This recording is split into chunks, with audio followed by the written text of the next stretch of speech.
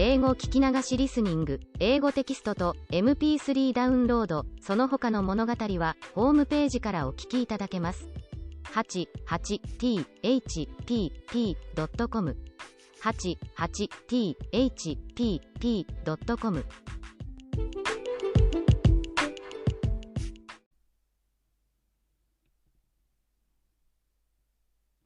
Hi, this is your host, Hidemi Woods. I read an episode from my book, An Old Tree in Kyoto.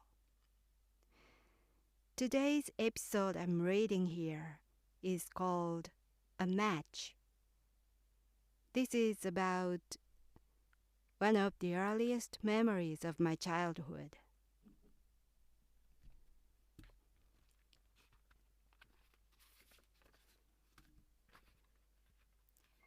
A match.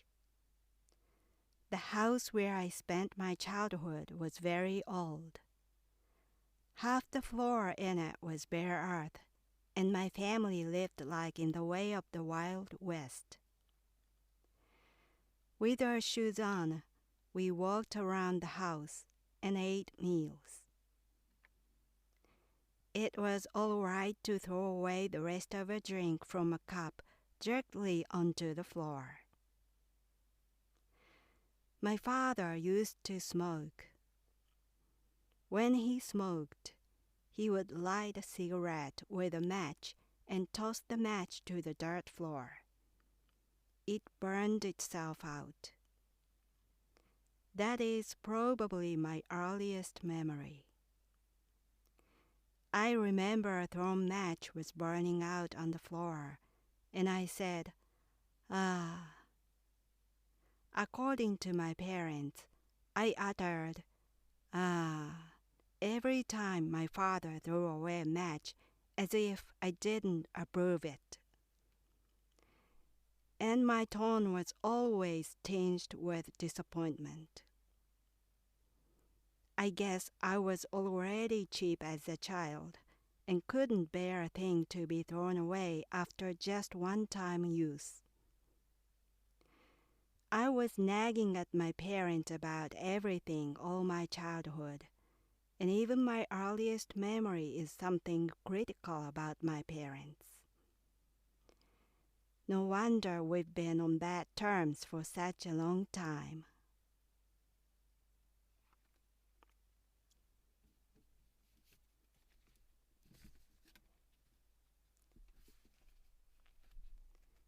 This was today's episode.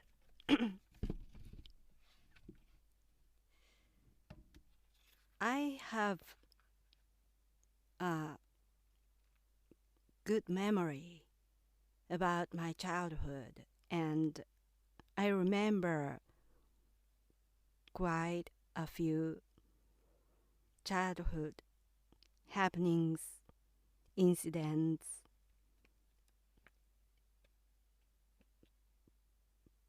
maybe better than others for some reason.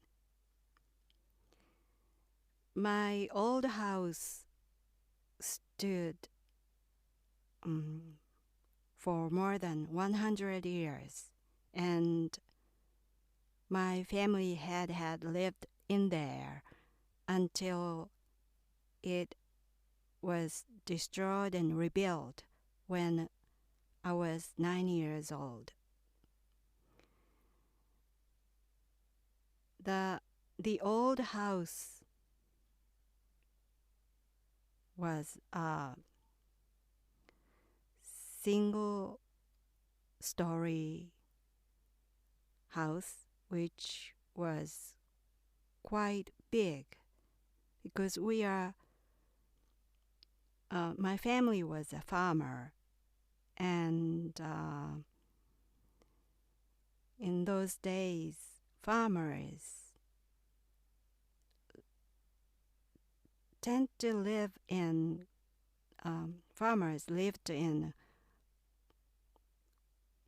quite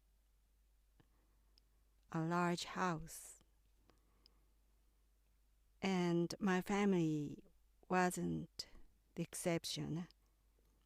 and it was a big old wooden single-story house. And the roof was old style roof, which was stone, like roof, and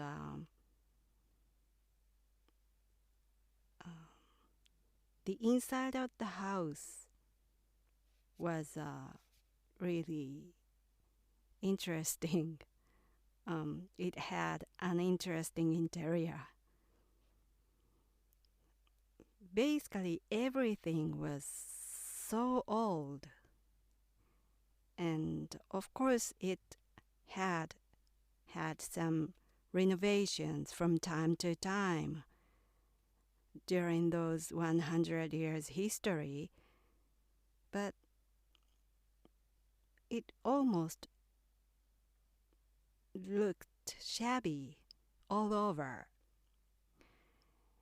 And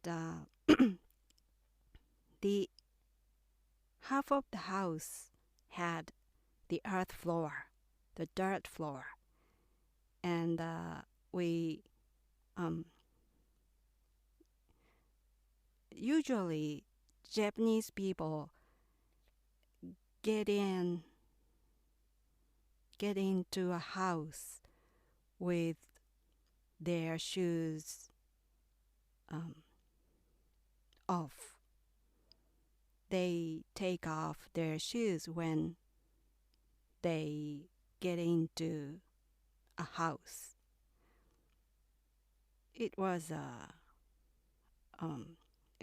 normal custom of Japanese people, but my house was had half dirt floor, so we got into our house without taking off our shoes. We just continued to walk on to the house. And that floor wasn't even. It was uneven, really bare dirt floor, and it had small marbles or stones everywhere. So when I ran into the house, I often tripped one of those marbles and fell. I scraped my knees inside the house back in those days. And on that earth floor, there was a dining room of my family and the kitchen, but most of the space was used as the passage and the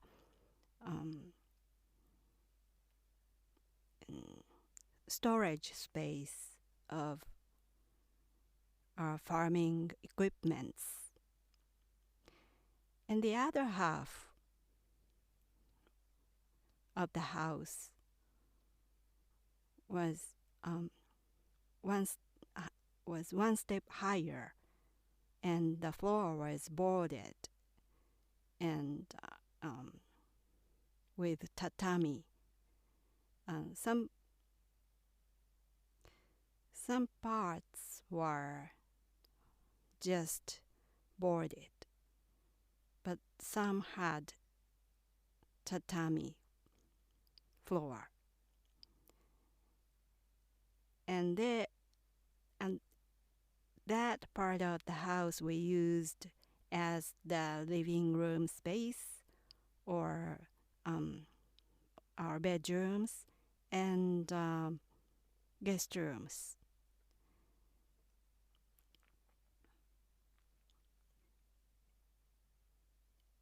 And although that was boarded tatami floor, we didn't have any passage or hallway. The rooms were connected itself. Every room was side by side. So when we moved around, inevitably we had to cross the other room. And so basically there was no privacy or our own room or those private space was quite limited.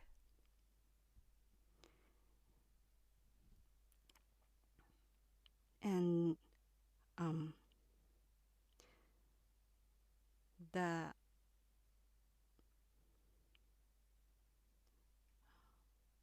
bathroom was the bathroom was separated by the earth floor passage, and so when we took a bath, we had to put a slate of the wooden board as a bridge between the bathroom and the living room. And we crossed the bridge to the bathroom. And when we saw the bridge, we knew the bath was ready. That was a signal. And the toilet was on that boarded floor part of the house, but it was strictly for the guests, not for a family use. Family member used the bathroom that stood on the front yard outside the house.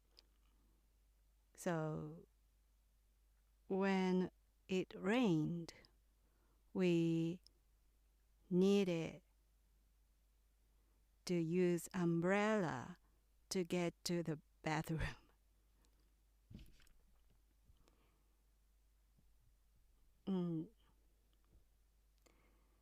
And I lived, the area where I lived was so rural, and there was no need to lock the house.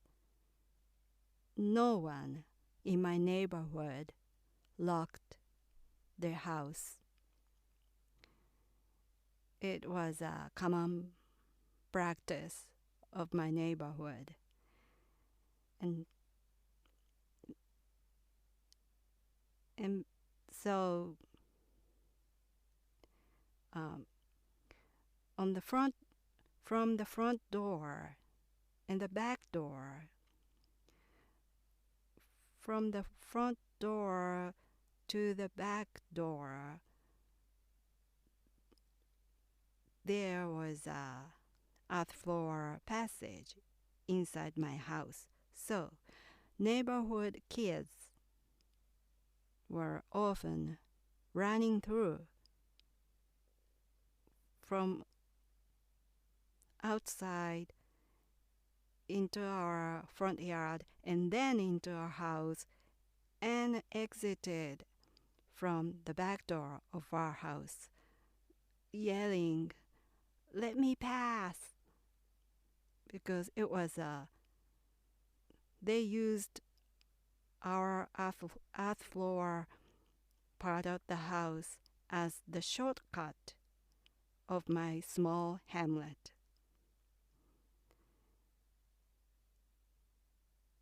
So I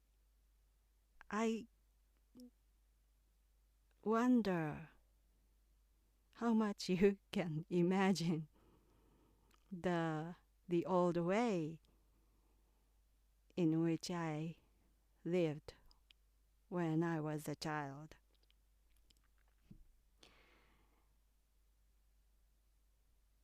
And so a match was a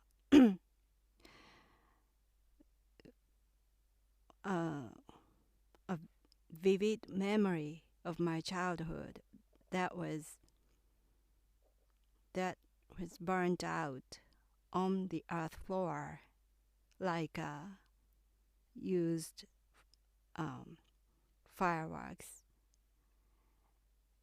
And I think I didn't approve it to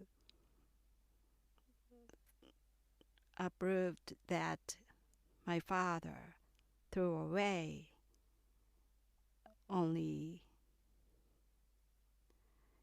he used it only once and he threw away it. I think I felt it was a big waste. And in that young age, I had been already sort of judgmental. And it's not just matches my father used. I was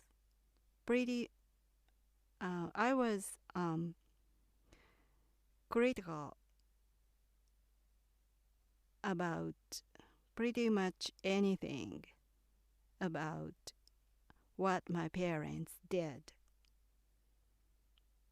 Because in my memory, I had no way because my parents did what I couldn't agree with. Everything, almost everything they did was that I couldn't agree with. So from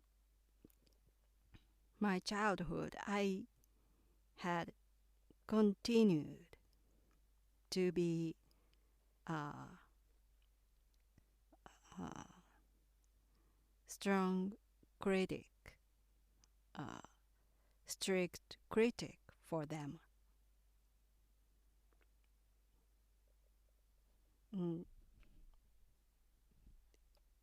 And even after we rebuilt the house and it became a brand new house, and even after that even after we moved in the brand new house at the same spot where the old one stood, I couldn't stop criticizing my parents because they kept doing what I couldn't agree with. So I just had continued to criticize my parents until I grew up, and as I grew older, the stronger my criticism became. And maybe that was one of the reasons I left home, besides I chose to become a musician.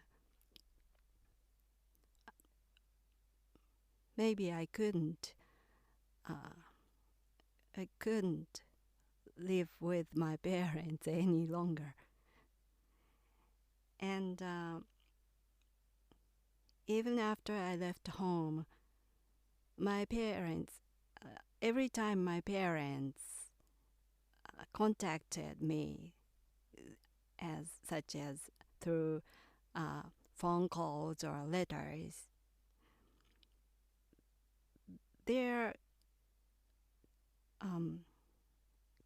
contacts were also still what I couldn't agree with. So every time we contacted, we ended up quarreling, fighting each other. So I gradually had become distant from them. We had drifted away each other, and lately I haven't seen them in years. So my parents and I now are completely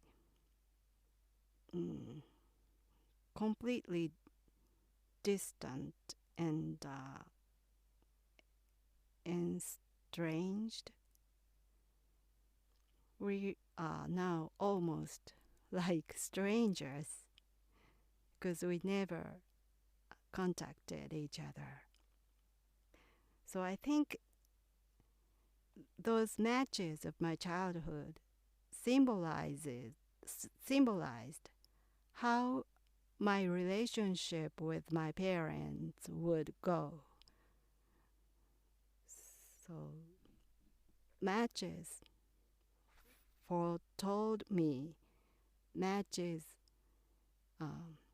hinted me that we would be drifted away completely in the future, because it symbolized how much I disagree with my parents. Well, that's all for today. Thanks for listening. I'm Hidemi Woods. Until next time, take care and be well.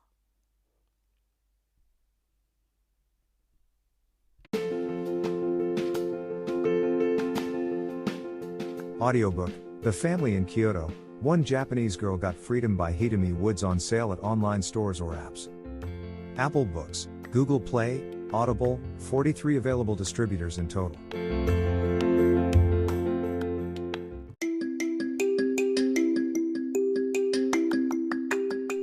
Audiobook, Japanese Dream by Hidemi Woods on sale at online stores or apps. Apple, Audible, Google Play, Nook Audiobooks, 43 available distributors in total.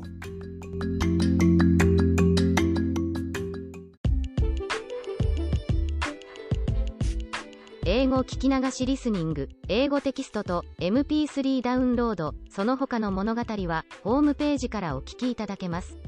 88thpp.com 88thpp.com